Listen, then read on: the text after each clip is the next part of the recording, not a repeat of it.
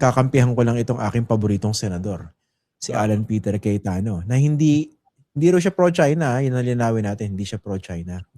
Sabi niya, is it possible daw na maging pro-Philippines without being anti-China? Oh, kayo kasi, yan ang problema sa inyo. Masyado kayong palaaway. Feeling nyo kayo lang yung tama. Pag hindi pumirma, sabihin, senador na agad. Okay talaga Mahirap maging pro-Philippines, no? Na hindi, ano sa pagkakasabi niya? Hindi mo naman daw kailangan awayin yung China while you're being pro-Philippines. Okay yun. Kung walang invasion. Okay yun kung hindi sinasakop yung teritoryo mo. Diba? Okay yun kung hindi winawater cannon ng iyong mga frontliners. Pero kung ginagawa yan, ginagawa lahat yan tapos sasabihin mo ay pro-Pilipino ka pa rin habang ikaw ay friendly sa China, ba't ka magiging friendly? No? Ba't ka magiging friendly kung gano'n ang ginagawa sa iyong teritoryo, sa iyong mga frontliners, no? Sa iyong mga pinuno? Hindi naman pwede yun. Hindi naman pwede yun. Ito pa nga, Sen, capitulationism. Sen, dagdagan ko lang, no? Kanina kasi rin sa debate ni Cayetano at saka Pangilinan, hindi ko naman sinasabing parang natutulungan inadvertently ni Cayetano itong China. Hindi ko sinasabi yun, no? Kasi pero parang ang dating. Parang ko nakikita yung Chinese playbook doon sa mga punto ni Senator Cayetano. Bakit kanya sa mga viewers natin? Oo. Kunti lang, katiting lang. Siguro tuldok. Tuldok.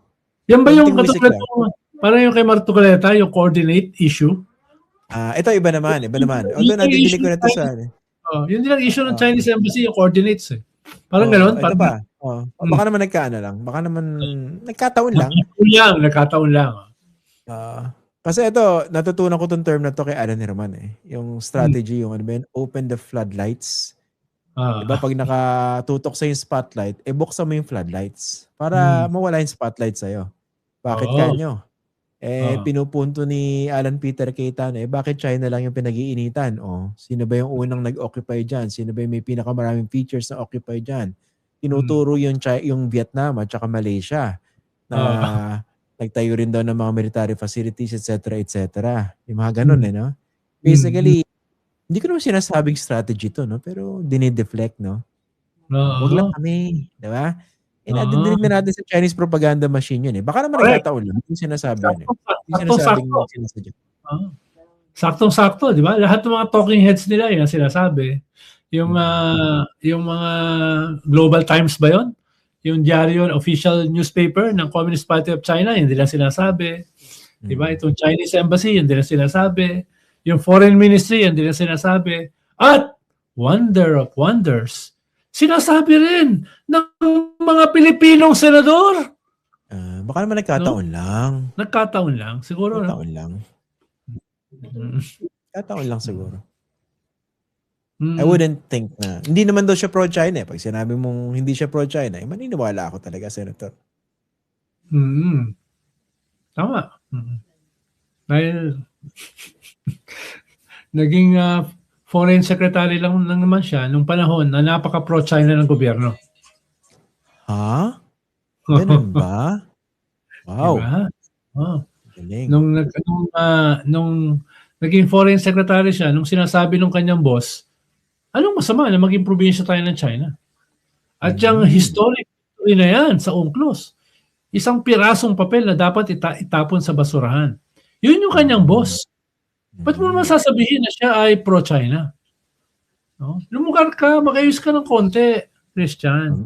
Oo nga, talagang lulugar ako. Lalo... Diba? No? Ano sabi ng ating foreign affairs ngayon?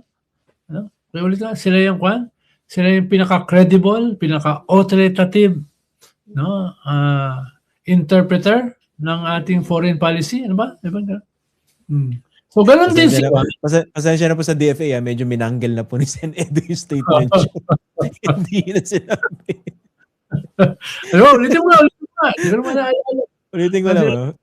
The DFA remains the Philippines' authoritative voice on regional and international issues guided by sober assessment of facts on the ground and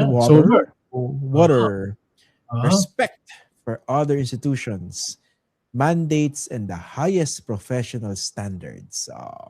Ganun siya. Ganun si Secretary of Foreign Affairs Alan Peter noong panahon ni Digong. Kaya siya, hindi siya pro-China. Tsaka yung Secretary of Foreign Affairs, talagang tinindigan niya yung ating victory sa UNCLOS kahit tinutulan ng kanyang boss. Dapat pala bigyan ng citation si Senator Alan Peter Cayetano.